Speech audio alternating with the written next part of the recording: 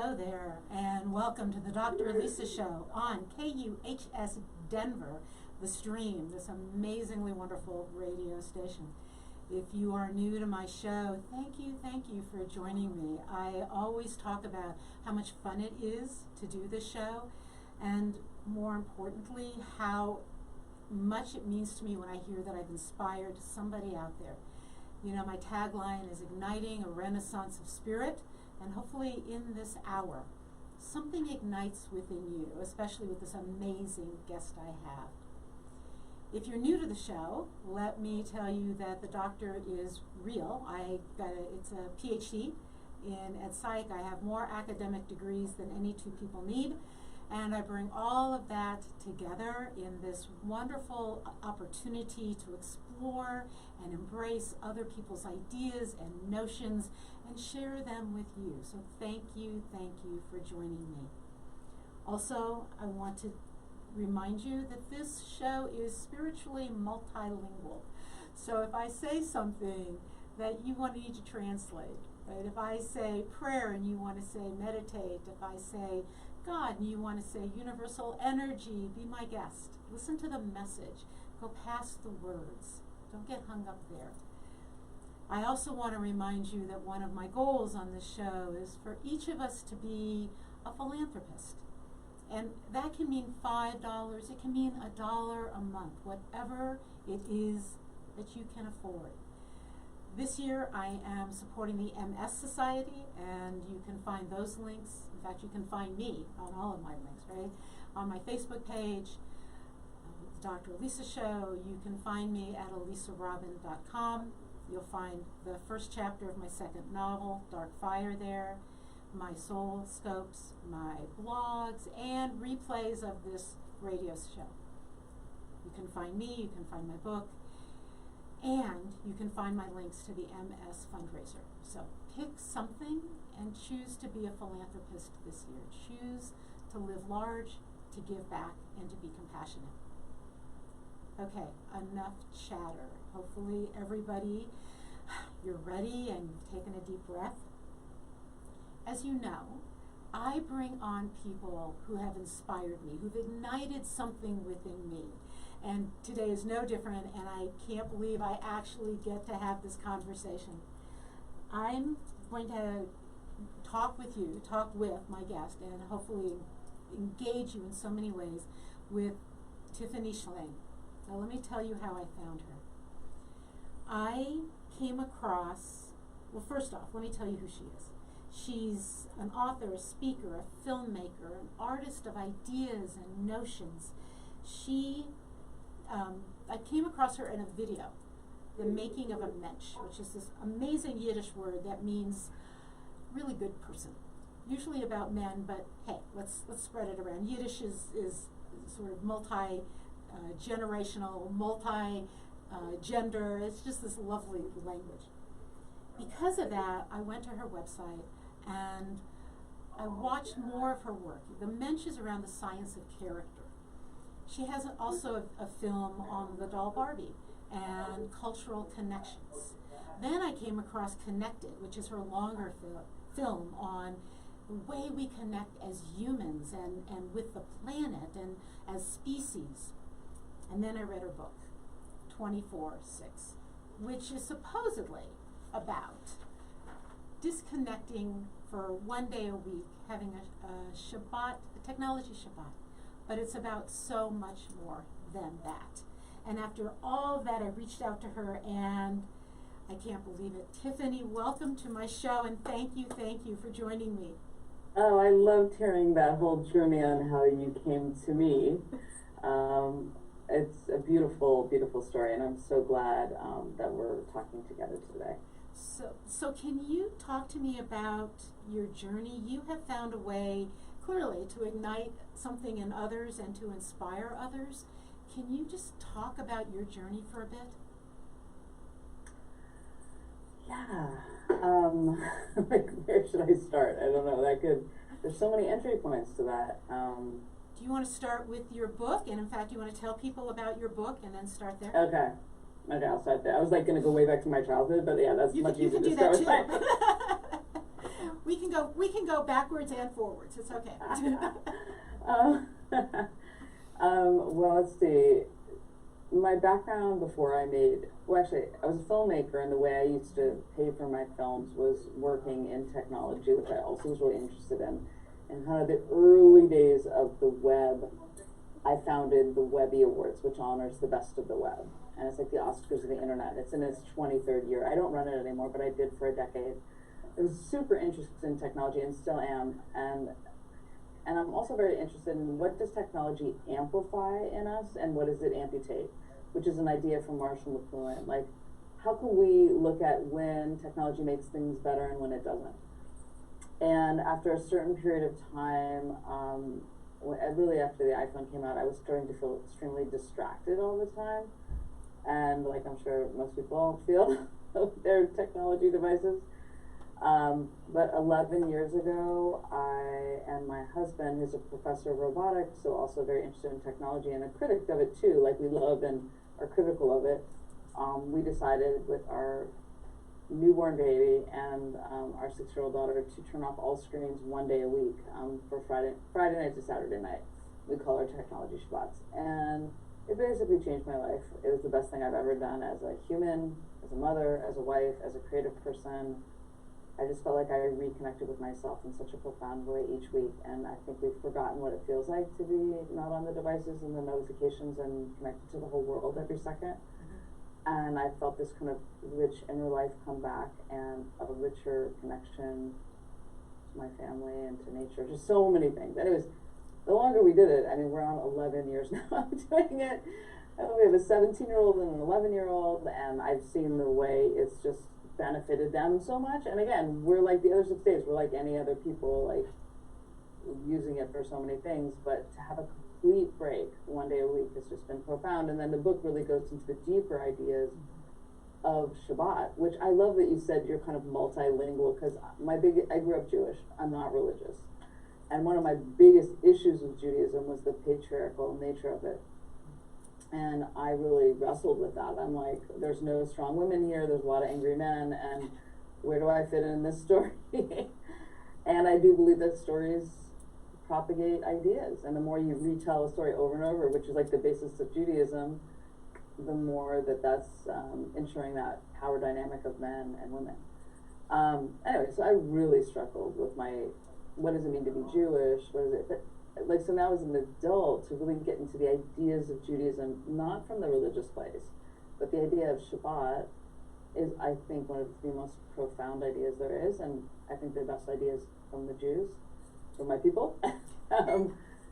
And this concept of a complete day of rest, which is over 3,000 years old, and the only people I ever knew who did a full day of Shabbat were Orthodox Jews, so it felt very unavailable to me. It was for very religious Jews. And so by engaging in this practice in my family and kind of reinterpreting it, rethinking it, but keeping the essence of the idea, which is a day of rest, very pure.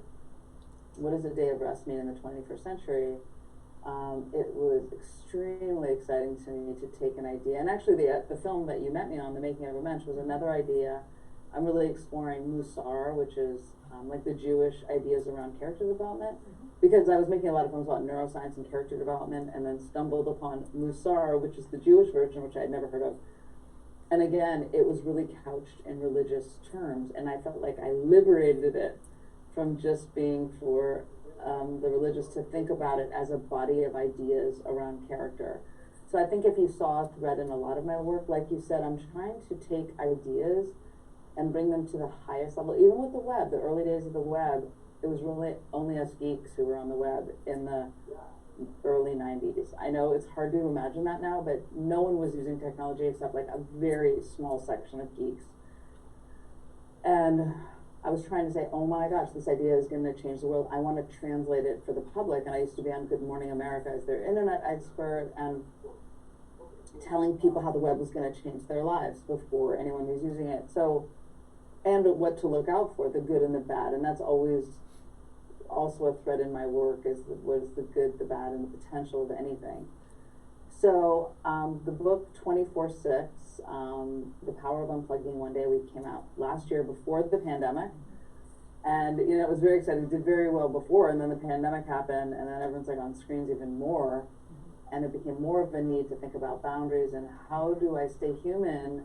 And of course, the internet has allowed us to connect in so many ways during the pandemic, but people need boundaries around that because it can just suck up your every waking moment, and you're never by yourself. You're never thinking on your own. You're never present if you're on the screens all the time. So it's been exciting to, you know, talk to a lot of people over Zoom during the pandemic about how to bring this practice into your life. And I look at it like yoga and meditation, that these are these incredible wisdom practices from other cultures that I bring into my life and make my life better. And I want the idea of Shabbat, I want it to feel available to anyone to bring it into their lives. Thank you so much. There's so many pieces of that I want to sort of dig a bit deeper into. What I've learned reading your work and listening and watching your films is that, one, you connect across generations and across cultures, and you connect through story. And what I found, I think, moving for myself was how my story fit into yours in many different ways, and I'll talk about that as we go through our time together. Hopefully we'll have time for it. But I also was raised Jewish, though culturally Jewish, and didn't know about Musar, and didn't know, people sort of were not impressed with Shabbat, and then came to it later in my own life. And so your book was very moving for me because I'd been trying to do that. And then with the pandemic, trying to figure out how do I disconnect on Shabbat when it's the only way I can connect. And there was a lot of wisdom in there. What have you found has changed because of COVID? For example, if I wanted to go to Jewish services, I'd have to do Zoom, right? How has that changed? Yeah. I find that my tech Shabbats are more needed now during COVID and the election, and all the stress of the news and the stress of the world is felt so much more intense this last year. So I just like run towards Friday. But if you're living by yourself and that is the way you go to Jewish services, what I would recommend, because I still think there's immense value in sitting with yourself, even if you're reading text about Shabbat. But let that couch both ends of your Shabbat experience. So Friday night, go to an online Zoom service if that's what you want to do, and let that be the last thing you do. Then spend a whole 24 hours not on technology, and then maybe the first thing you go back on is if you want to do a service. I mean, I'm not big on Shabbat services. My Shabbat for me is very much a meal with friends and family. It's kind of my house becomes my temple. Nature's my temple. Temple is never really, it's another whole thing, but you can hear like there's a lot of resistance. Oh my gosh, my daughter just walked in and looks amazing. Hello, Bluma. I'm in an interview right now. Do you want to come say hi real quick? Yes, we want to see her. Have her come say hi. Come say hi. Come say hi. Just do a little peek.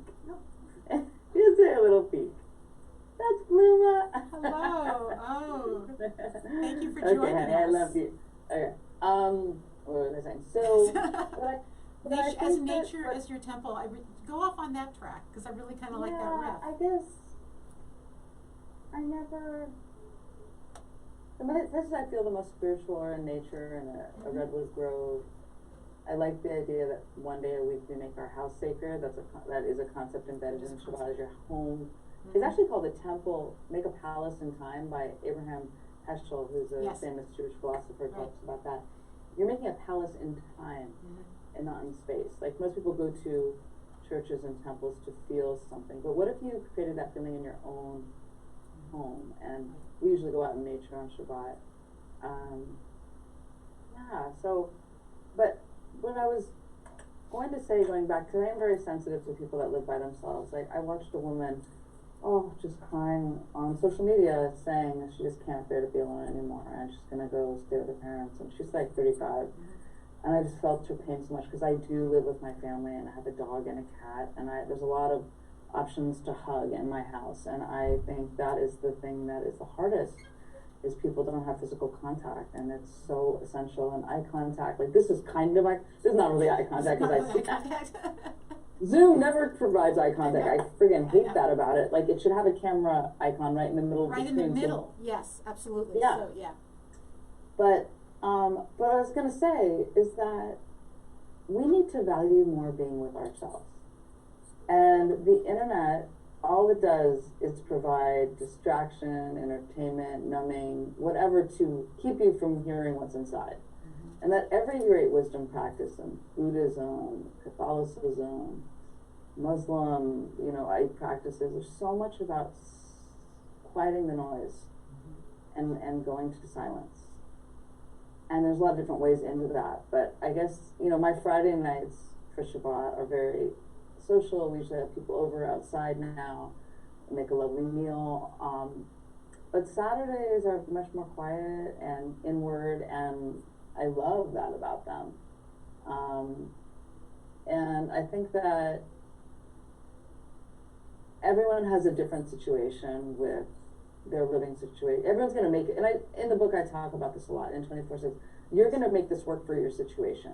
You either have kids or you don't. You're in a relationship or you're not. Your kids are teens or they're two. I mean, there's so many different issues you're going to deal with, but I try to write it in a way that I really give you entrance points in wherever you are. And a lot of my work, I'm always trying to go to the greatest common denominator. I'm speaking my truth, and I'm being very specific in my truth, because there's that saying, when you speak your truth, you will speak to the universal truth. So in a lot of my work, I start with a very personal, specific story that I then telegraph out to some bigger thing I've learned from that. And I love, and I know, I've made 30 films or more. And I remember there were some films where I tried to not start with me on camera talking to you with some story, and they don't work. I mean, some of them work, but I just find for my filmmaking style and my writing style, I'm going to tell you something, I'm going to share something with you, I'm going to open up to you. And hopefully that will open up to some larger truth that we can both share together. I have to say that what moves me about your film work is exactly that you start with a personal story, and that humans connect through stories. And then you take that story and you invite others to engage in it in different ways, and it moves out. And I think that is why your film work is so compelling. And actually your book too. Do you have a copy of your book? For people who are watching us, can you just show it, and let's make sure everyone knows where they can buy it, which I'm assuming everywhere online, right? Amazon and wherever people sell books, right? It's called 24. And here's my book. There's your book. Okay, it's called 24/6. Okay, we have a new tagline with the publisher. Ooh, okay. Simon & Schuster's Gallery Books. They switched up the tagline, which I really like. It's a little longer. It's giving up screens one day a week to get more time, creativity, and connection. Lovely. But wait, I was going to tell you something. Oh yeah, my daughter who just came in, Right. Bluma. She was asking me recently. She was like, "Mom, would you ever direct a fiction story?" And one of my first films that I tried to make, it's the only film I didn't finish. It was called Zoli's Brain, and it took place entirely inside of someone's brain. It was like magic surrealism, and I didn't finish it, and it was like kind of a big failure early in my career to me, because I was way too young to make that film. But anyways, the reason I'm bringing that up is that I kind of looked at her, and I don't have that interest, because I feel like what I've been able to tap into as an artist is speaking my truth as a great conduit to get to something else. I don't want to speak through other actors. I mean, to me, that's like, it's diluting my voice, what I'm trying to share with you. And there are plenty of films I love and directors that are amazing at that. But for me, I really realized that is part of my way to communicate ideas. And it was just an interesting thing because I know she would love for me to direct a narrative film. And I was like, yeah, it's not something that I'm interested in doing so many things, but that's not what I love about. Yeah, I can tell from your work but there's always that common theme of connection. One of your films you talk about, once we're separated from the umbilical cord, all we do as humans is seek connection again. And then on the other hand, we know who we are when we're alone, when we have that sacred time. And so as humans, it seems like we're always in that dilemma of I need to be alone, and they need to be connected. Ooh, I love that. That's a great way to frame it. Yeah, I mean, I think as cultural Jews, in my film, The Tribe, that I wrote with my husband Ken about the Barbie doll as it relates to American Jewish identity. And it's funny, you're mentioning a couple of my Jewish films, but I've made, out of like 30-something films, I've only really made 4 Jewish films, but it's interesting to think of them together because there's a thread. Right. But I remember when I was making that film, and this friend of mine was teaching me that the word Israel means to wrestle. Now, it actually means to wrestle with God, but again, I just told you I don't like to relate things to religion. I'm like, Well, just wrestle is fine. Just wrestle, just yeah. wrestle. And in the script, I say it makes so much sense to me that Israel means to wrestle, because the Jewish existence is wrestling.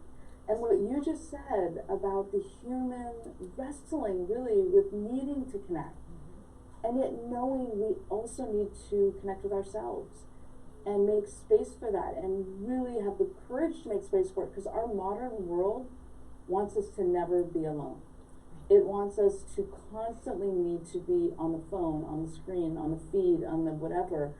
And so there's this existential wrestling with a sense of self and what the world wants to constantly inundate you with, and what they want you to want and be and read and stress about. And how do you take that back? And that's the way I feel like one day a week, I feel like I really recalibrate that relationship. Like all week I'm kind of like, and having fun. Like it's not like I don't like being on the online world. I love it. I mean, I'm like playing and on Instagram and Twitter, and I'm reading the news and creating little things, and then to help me create my bigger thing. But I am so ready to turn it off on Friday. I'm just like, I just feel like I exhale in such a deep way, and then I feel like, oh gosh, I get to just be with the actual people that are in my house and with myself, and my own thoughts, which I find I'm more excited about where they take me when I'm not being interrupted so much. I can think in longer stretches and longer vistas on perspective.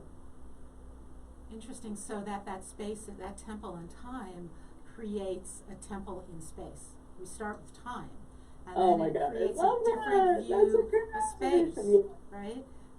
I'm getting this from you. You're saying it. I'm just reinterpreting it. No, but that's a beautiful insight. Like, okay, let's say it again. So we're creating a temple in time to be able to think in space.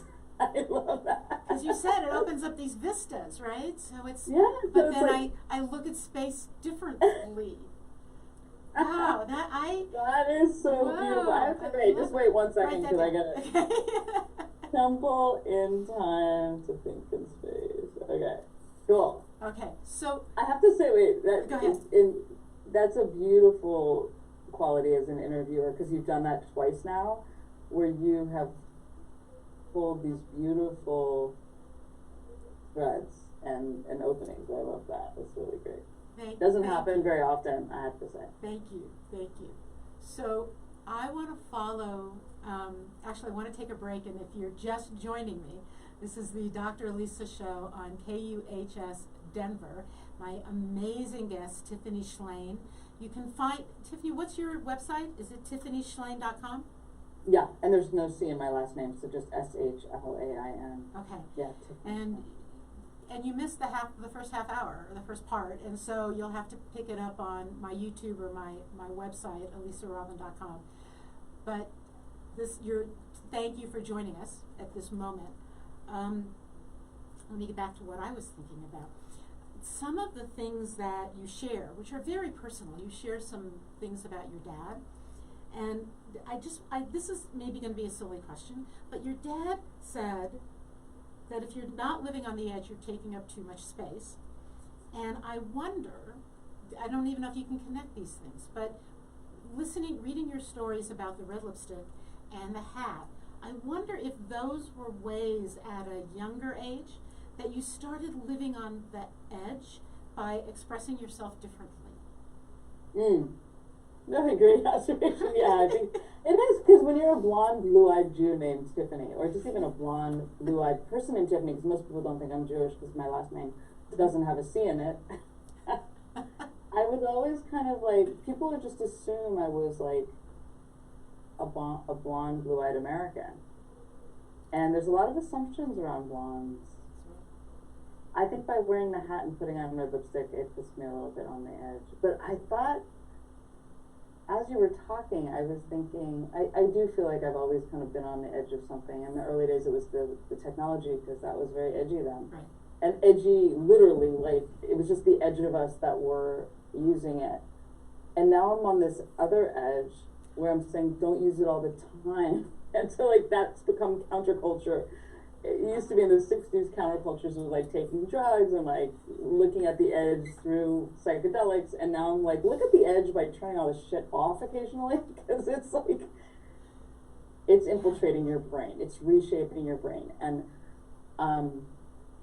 you know, a lot of my work, I delve into a lot of neuroscience. My mother had her PhD, has her PhD in psychology, and taught me a lot about psychology with the brain. And my father was a surgeon, operated on the brain, and wrote many books about the brain. So I'm super interested in topics around that. And I just want to tell all your listeners that anything you do is reshaping your brain. Listening to the show, reading a book, but basically who you follow reshapes your brain. It remakes connections in your brain. So think about yourself as you are the curator of your brain. What are you letting in all the time? Because that's shaping it. And you need to be more intentional with what you let in and when you let your own mind in. Because when you let your own mind into your own brain, it's got so much to process already.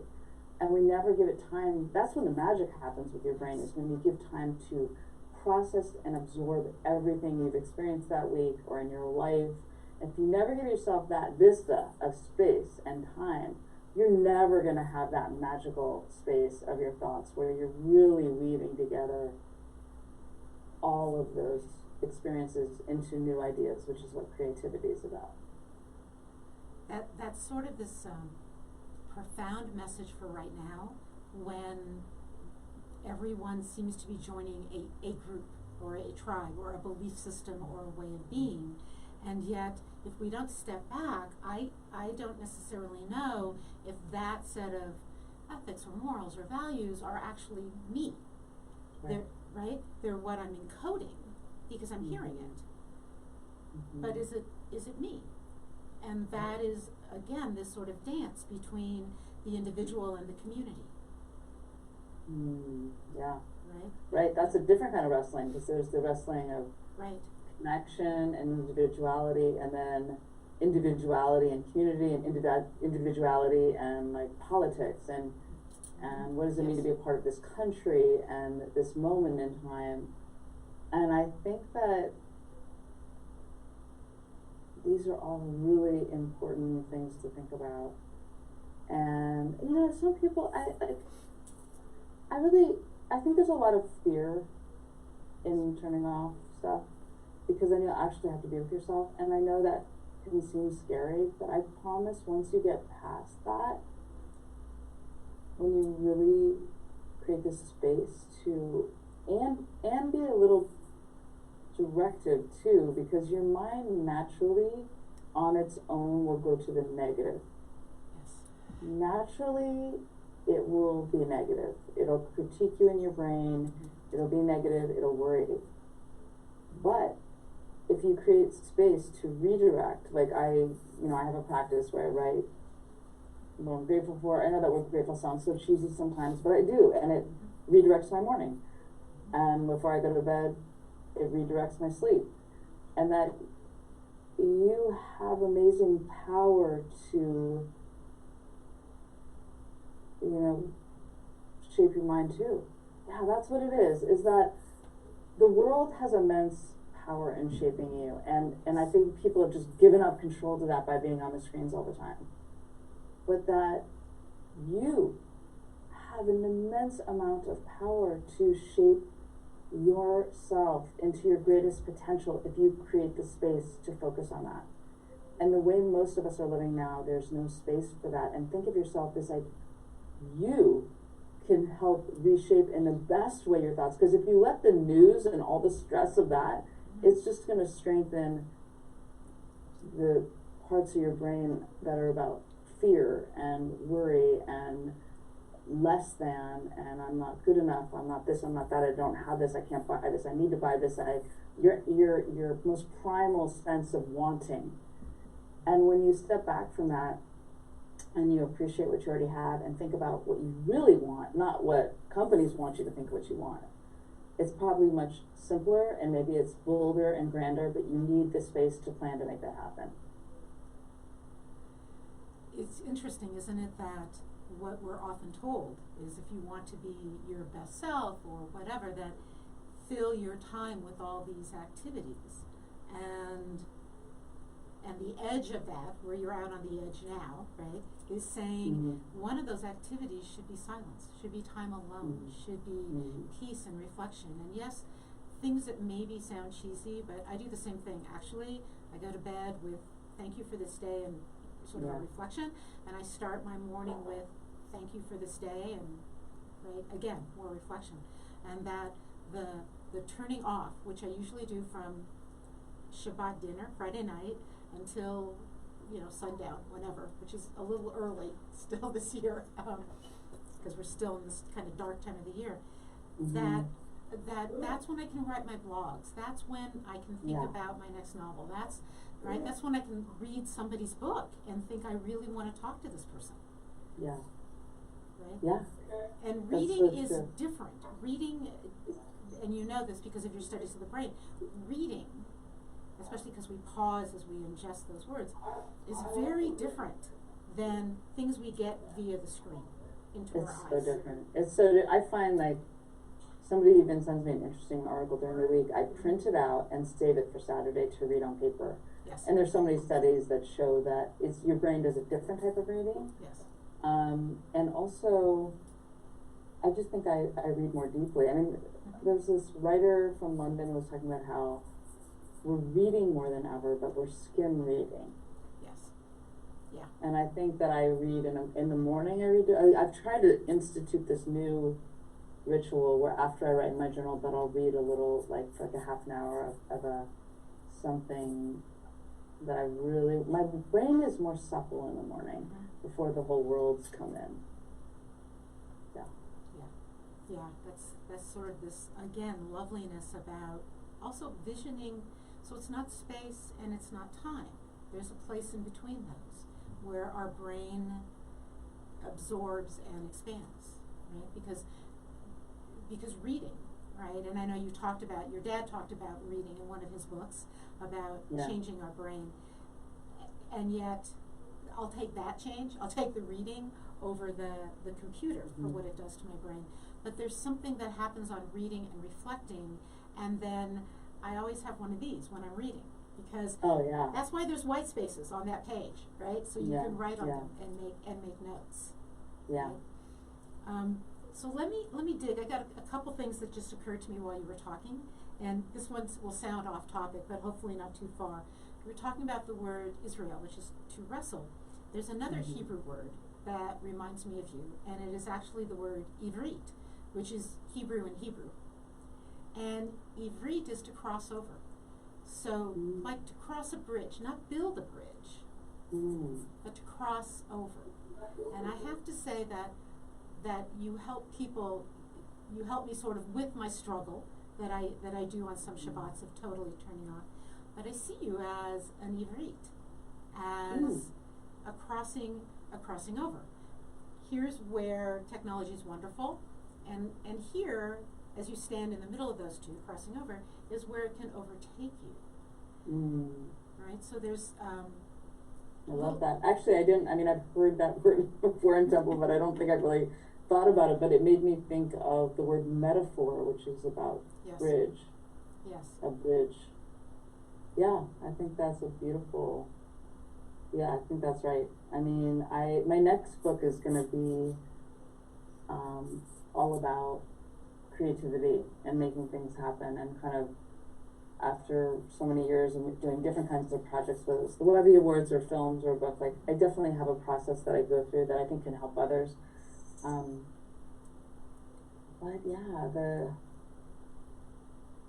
a bridge, an opening to walk through. And I do like inspiring people. When you said that at the start, I I get such pleasure out of creating a canvas or making people believe that they can do more than they think they can do.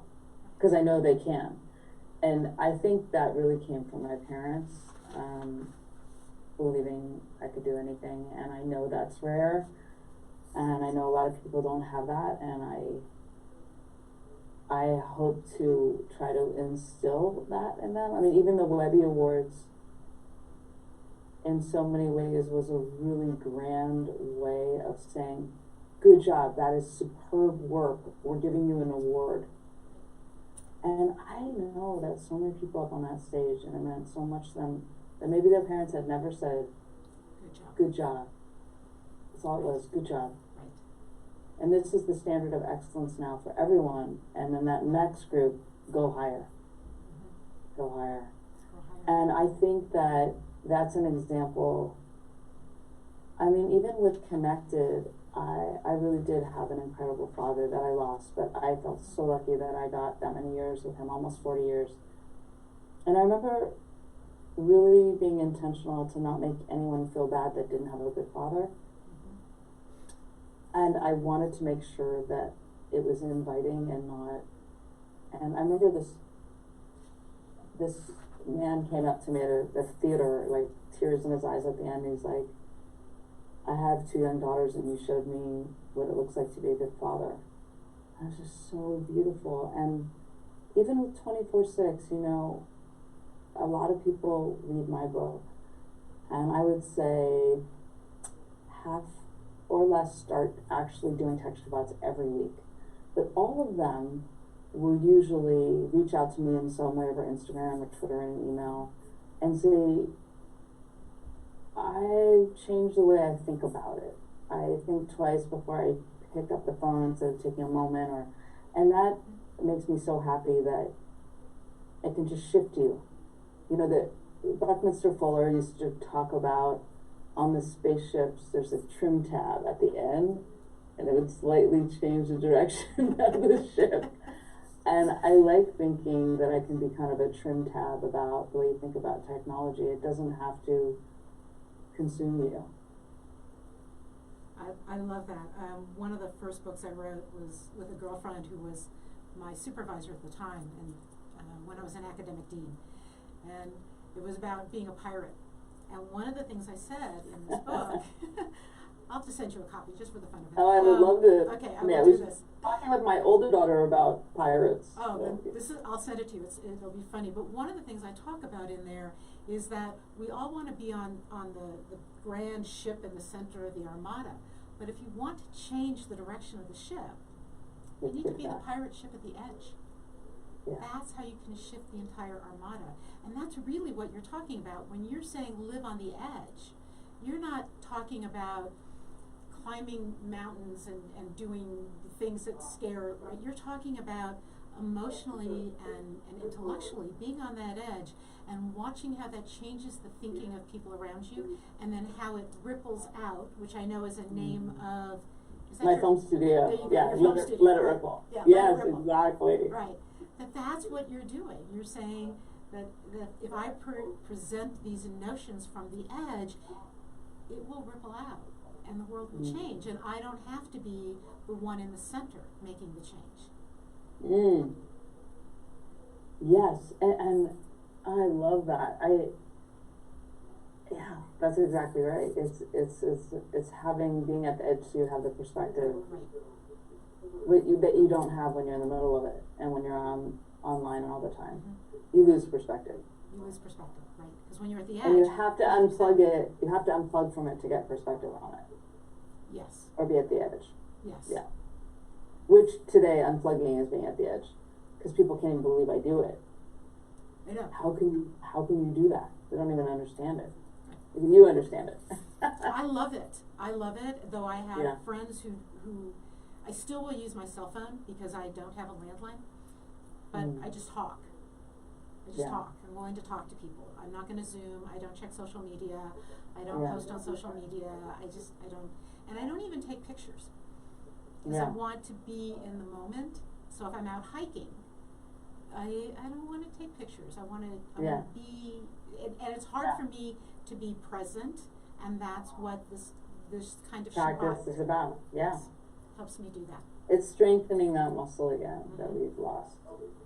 So there are so many questions I could ask you, but I want to shift us a little, and I hope this is okay, because and let me set it up for you by saying I want to ask you a little bit about the synchronicity of sharing your stories and where that has led. So let me set it up for you. And I don't know if I got this from your film or your book or wherever, but it hit me actually last night when I was getting ready again for this interview.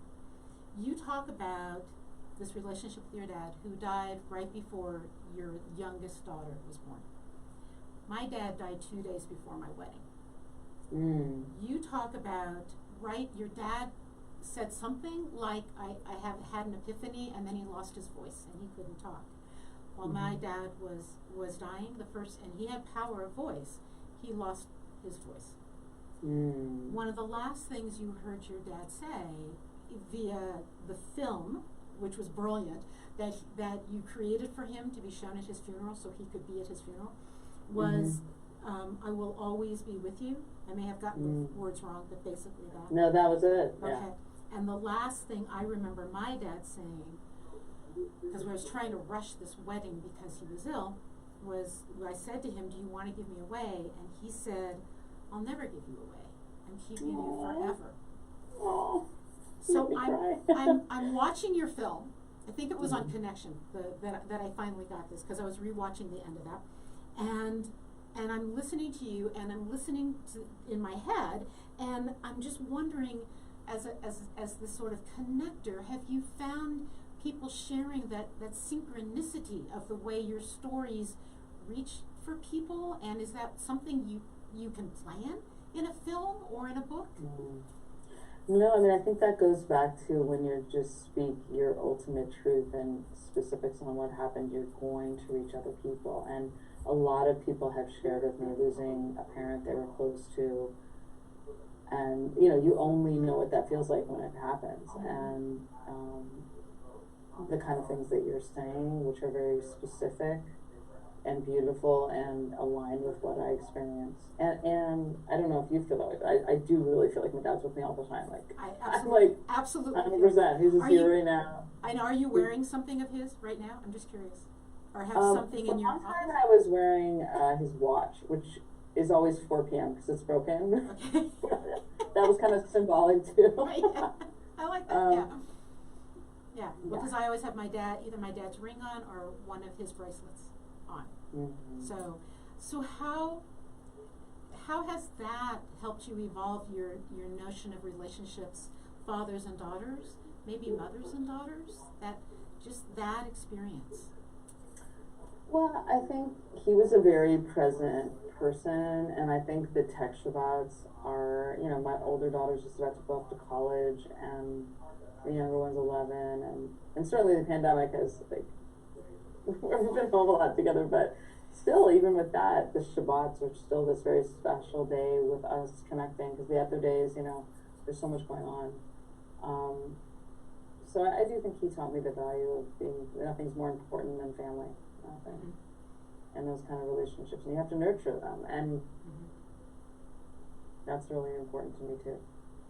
So you've said, here in things I've read that you've said, right? I think he said things to you like, be present, live life to the fullest. Easy to say, right? Those things are so easy to say. Be present. I can vouch for how hard that is for me. I'm wondering, so one of the ways you embody this in your life is the Tech Shabbat. Yeah. Right? What else? Just talk to me, give me some insight maybe into how that's affected your creative process. I'll tell you, my dad and I, the other thing that we really shared is we both gave a lot of talks in theaters normally, and conversations like this, because he was interviewed for his book, and I think actually these interviews are such a gift, because for an hour we get to talk. There's nothing more important. There's nothing else we're thinking about, and that's pretty rare in a conversation that you can, if you're taking a walk with a friend, but a lot of times I'm talking to someone at my house while I'm cooking dinner and the kids need me and I'm trying to focus, and it's just a gift. And I think being on stage, giving a talk and presenting ideas, you have to be incredibly present. Like I think about all the things that you really need to be present for. Shabbat, making love, That was giving the a second talk. one that came to mind for me, yes. Think about the things that really demand you to be Yes, present. absolutely. Right? I mean, there's a lot of things you can just half be there for. And then all these technologies are kind of built to make you half there. Good point. And you're on a walk, you want to take a picture of the walk. You're with someone and you're checking your phone or it's buzzing, or, you know, they're designed to make you not present. So it's be an interesting exercise for all your listeners and for us when we hang up. Like, Yes. what are all the things you have to be completely present for? Right. Really show up for with Right. your whole self. Like even when Biden was like, I had my whole soul in this. Yes. It was so powerful. He was quoting, who was he quoting? He was quoting someone else who Abraham said Lincoln. that. Abraham Lincoln. It was right, Abraham Lincoln. Right, who was signing the Emancipation Proclamation and yeah. said, my whole soul is in this, and I was watching him speak right then. Biden, Yeah. obviously, not Lincoln. And My whole soul. Like, when is your whole soul in something. in something? Is that a creative process for you? Is that part of Yeah. it? I mean, I think, well, first of all, I have to be passionate about a subject to do anything because they take so much out of me. So I know that enough now. And I have to be really interested. Like, I've never made a film for someone else. You know, I've been asked, but I'm like, oh no, I couldn't do that. I don't even know how to do that because I only can do things that, like, I can't stop thinking about myself. I mean, unless it's like for reproductive choice or something for Planned Parenthood, but I just like to create what I create. I have to be so committed. My whole soul needs to be in it. I need to be so interested in it, and I feel blessed that I've been able to do projects that captivate me in that way. But the creative process I'm super interested in. Like right now, I'm working on an original series, like a documentary series on my book about technology and society. And I have that happening, but this other book idea about creativity, I'm just like, a couple mornings this last week, I had ideas and I just had to go to it. And I feel like it's calling me, even though I'm trying to stay focused here, but it's like calling me to, you know, it's interesting when I feel really inspired to work on something. I love that feeling, the blessed. And I don't know where the writing's going to take me. I'm sure you feel that way too when you write. You know, I, as I said, and this isn't about me, but I wrote my second novel during the summer of the pandemic, and I started it, and the first chapter was the worst because I thought I knew what I was doing, and then I invented these characters, and they went off and did stuff. I'm like, are you sure you want to do that? And they're like, just be quiet and write this down. This is how the book goes. I'm like, one of my dear friends is Joanne Greenberg, who under a pen name wrote I Never Promised You a Rose Garden years ago. Oh yeah. And she's amazing. And I said this to her, and she still is a prolific writer. And she said, "Oh, then you're doing it right." She goes, "I've had characters in my book threaten to sue me because I didn't follow what they wanted me to do." Like that's I haven't gotten there yet. Where my characters. Well, that's interesting because that's the fiction. Like, I love when my writing just like goes in such a random direction that I woke up to write this and then I wrote that and I'm like, well, that was exciting. That was like, where did that come from? Yeah. Pulled me in a totally different direction. Yeah. Right. And I think, and you know, we keep coming back to this, that notion of like a temple in time, right? Mm-hmm. Allows us to re-envision space and re-envision our words, and suddenly what comes out of us is not what we've been repeating. So we get out of the repetition, right? So when you were talking about how we can do things sort of half aware, too many people drive that way. I learned to drive on LA freeways and LA canyons, so I understand that. And yet, that's when we're just repeating things we've heard. When we create that temple in time, different things come out of my mouth. And I might suddenly realize I don't think those things that I said before. Yeah, I like that a lot. And I was just reading recently about psilocybin, and why does it work to take people out of depression or PTSD, which is a lot of the research that's been done. And this thing I read last weekend, I just can't stop thinking about, because I've made a film about something called the default mode network, which is a neuroscience term of your brain state when you're daydreaming. When you aren't doing directed thinking, when you're spacing out or daydreaming, your mind starts making unusual connections from things you did, someone said something, but it takes this crazy path that makes this unique new connection. And I love that idea so much. But when I read the article about psilocybin, it said the reason it can take you out of depression and PTSD is it takes you out of this negative pattern, because the default mode network is sometimes called the me network, because it's all these ideas in relation to you, in relation to something you did in your past, something you're going to do. It's all relation to who you are. But what psilocybin does is it actually turns off the default mode network, so your sense of self goes away, and you suddenly are not trapped in these ways of thinking patterns. In fact, you're not even trapped with any thoughts connecting to yourself. So suddenly you feel a sense of oneness that helps you have perspective and lets you out of this kind of ruts of thinking, or that depression lead to, or PTSD lead to. But I've just been so fascinated with that. Like, it turns off your default mode network. I think that's fascinating. I think that's fascinating. I think you, again, in that moment when you talked about being cut off at the umbilical cord and then our brain searching for meaning, you're taking us back out of our brain, right? Me and how do I develop, into a sense of presence. And maybe it's that sense of presence then that takes us out of the PTSD. And takes you out of, like, it allows you to get to that vista. Yes, to that vista. Of consciousness and oneness and like connection with something much larger than your individual worries or life, and that's incredibly liberating for people that are trapped in a depressive rut or PTSD. I mean, it's really interesting. That is fascinating. So listen, we have about 3 minutes left. And which, Okay. I can't believe it. I'm like, wait, didn't we just get on? But I want to know what still inspires you? What still ignites your passion? And you've touched on it, and actually, let me rephrase that. How do you keep your moxie alive? Because you talked about moxie in a wonderful way, just that courage to do things. How do you keep that alive? I want to ask you that instead.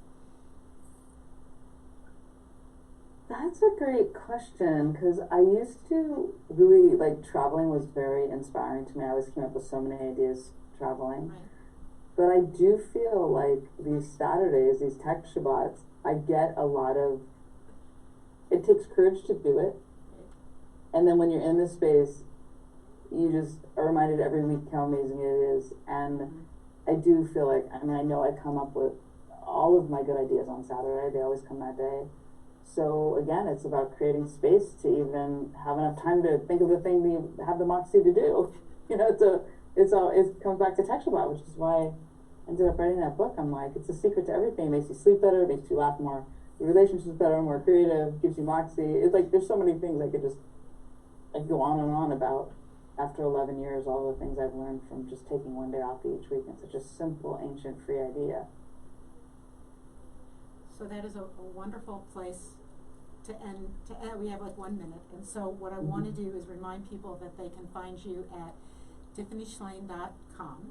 They can go to, is it Let It Ripple? Is that the film? LetItRipple.org. Okay. Yeah. And then TiffanyShlain.com has like everything, all my It has films, everything. my book, Oh my God, it has all the all stuff. the links. And then, yeah, Let It Ripple is my film studio, and you can see just my films specifically. Right. Yeah. And the book 24/6 is everywhere. Anywhere you might buy a book, you can find 24/6, right? So yeah. So if you're listening, thank you, because we're at the end, which is sad because this has been such a wonderful conversation. But I want to thank everyone for joining, and I want you to each let's Tiffany and I are going to set this challenge for you take a few minutes after this show of quiet. What ignited inside of you? What inspired you? Grab a pen, make a note or two. Think, maybe go for a walk and just think about that. Contemplate. Just think about a temple in time. Just a temple in time. And what does that mean to you? So, Tiffany, thank you so much. I want to thank everybody listening. Oh, I love this conversation with you. I was going to add, can I add one thing? Absolutely, go for it. Not only thinking about this temple in time, but I'd love for you to write down, when do you feel most present? Which you could also change to, when do you feel most alive? Absolutely. In that multilingual way. And it's a really great thing to think about. When do you feel most alive? When do you feel most present? And in the moment, when you're in the flow. Perfect. So thank you everyone for joining me on the Dr. Elisa Show on KUHS Denver, the stream. Please join me. I'll be back in 2 weeks with another amazing guest. And until then, do stay well. But most importantly, stay inspired.